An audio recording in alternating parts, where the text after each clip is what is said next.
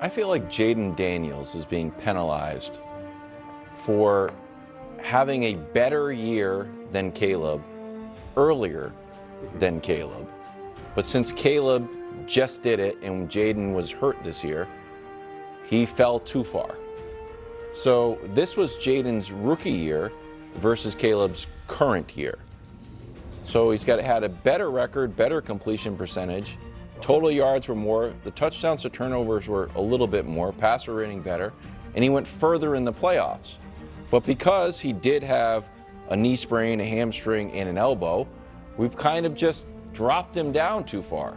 The other idea about Caleb is like, yeah, he's not, he completes 58% of his passes, but when it's winning time in the fourth quarter or late in games, he plays great. Man, Jayden had that his rookie year too. Better completion percentage. The yards are about the same. Touch, he had 40. This is very similar. Yeah. Passer rating was higher. Oh, this is great. So I just feel like he's become a bit of the forgotten man because Caleb was spectacular. Drake is headed to the Super Bowl, and Jayden is sitting back there being like, man, I was pretty good. I just got banged up a little bit. Now all of a sudden I'm down here with Cam Ward. And I'm a Cam Ward guy, but gee whiz. I definitely agree that if this was Mahomes Mountain 1 year ago, that Jayden should be way higher and Caleb and he was lower. in the And top he was. five. I don't know what to. I agree that Jayden last year was way better than Caleb and Drake and Bo. And then this year, he was the worst of the four.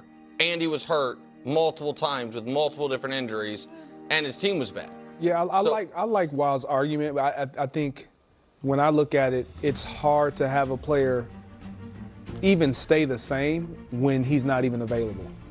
And so if we would have been able to have more Jayden. Who do you think has a better year next year, Caleb or Jayden? Honestly,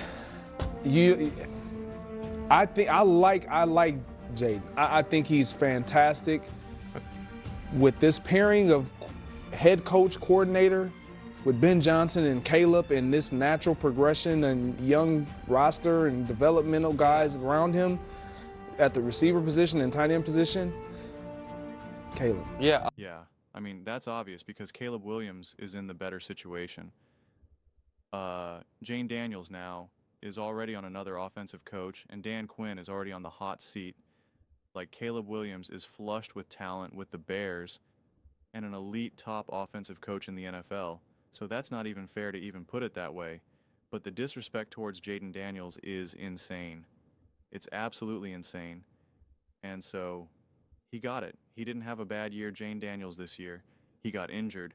And if you're not going to penalize Patrick Mahomes for being injured or Joe Burrow for being injured, then why are you penalizing Jayden Daniels, who, as a rookie, essentially had a 4,000 passing, 900 rushing yard a season? He was just shy of that Lamar Jackson did last year, that everyone was like, he's the MVP. It's an amazing thing that he just did.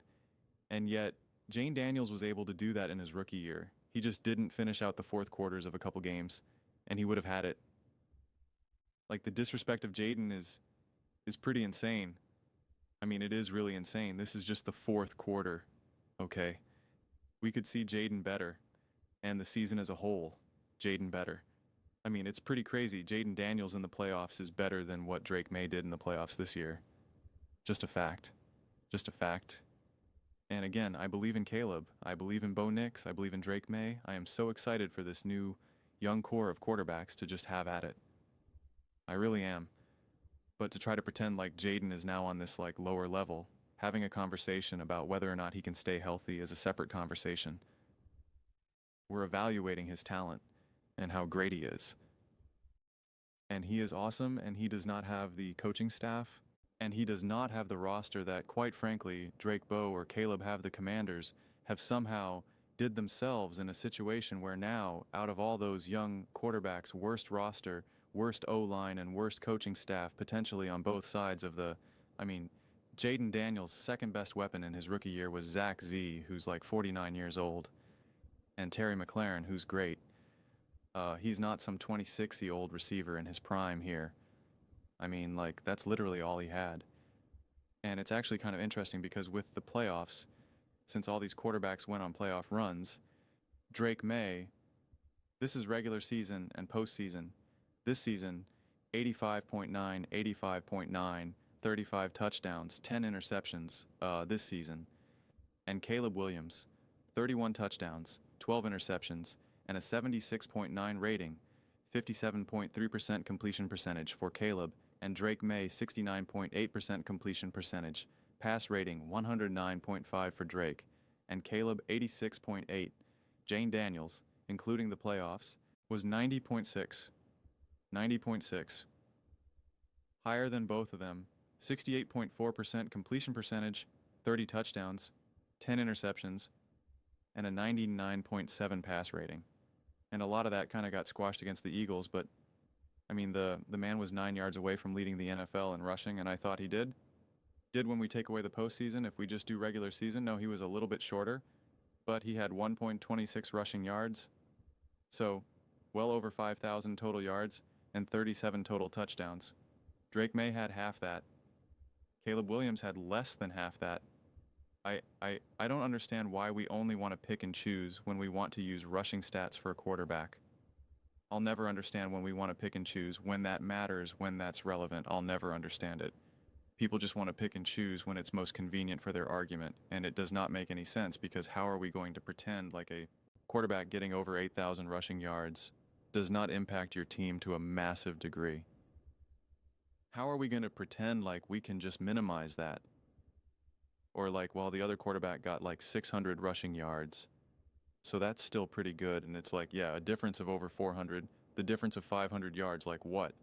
What are we talking about? I mean, Jayden Daniels had the 18th highest, and again, he was literally essentially 100 yards away from being top 10 in rushing yards in the entire NFL, factoring in Saquon Barkley, Derrick Henry, Jure Gibbs, Karen Williams, etc., and he was top in all of the passing quarterback stats. And we're just going to pretend like that means nothing, or just erase that, because then this year he got injured, and the Commanders were a bad team because they were injured as well. Debo was injured. Terry McLaurin was injured. All their running backs were injured. Their O-line was injured. That Jayden Daniels is going to get redemption. I don't know if it's going to be this coming year, because I do not like the moves that the Washington Commanders are making. I'll just be totally honest about that. I do not like the offensive coordinator hire. I do not like the decisions that they're making. I think it's kind of bizarre, kind of ridiculous. I think Dan Quinn already is suddenly now on the hot seat. I just think things can get weird kind of quickly. I really, really do. And so, I'm fascinated to see how it unfolds. I hope I'm wrong, as someone who obviously believes in Jayden Daniels tremendously. But to try to pretend like Jayden Daniels is suddenly now below Baker Mayfield, on the same level of Cam Ward and Daniel Jones, is an absolute joke. It's just an absolute joke. It's an absolute joke. It's an absolute joke. It's an absolute joke. Jayden Daniels is a better quarterback than Baker Mayfield. And it's like, it's not even close. It's not even close. And again, we're not talking about availability mountain right now. Otherwise, Joe Burrow would not be where he is. Lamar Jackson missed a whole bunch of games this past season. Patrick Mahomes literally just blew out his ACL. Jayden Daniels is better than Dak Prescott. I just so crazy, man. Right.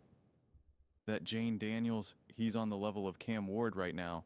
And again, I hope Cam Ward gets his redemption with Brian Daboll. Like, I'm excited to see what he got, what they have in store. I'm really excited, but if we're going based off of what we have right now, putting Jayden Daniels here, I gotta like go through the dictionary or something, man, because I just need a different word more than just insanity and crazy. There's just got to be another word for it. Honestly, it's just unbelievable. It really is. But those are just my thoughts. I'd absolutely love to hear yours. What do you guys all think about Jayden Daniels? Falling from grace. Oh, so far. Let me know your thoughts. I read every single comment. So whether you agree with me or disagree with me, either way, let's get in some discussions. Let's get in some fights. But ultimately, let's just have some fun. And please do consider subscribing. We're building an amazing community here, and absolutely love to see you part of it. I want to build something that we all generally feel connected to, something that we're really excited to be part of. I think we're well on our way to doing it. Please don't forget to give this video a thumbs up, as it really does help the visibility and the algorithm. Thank you so much.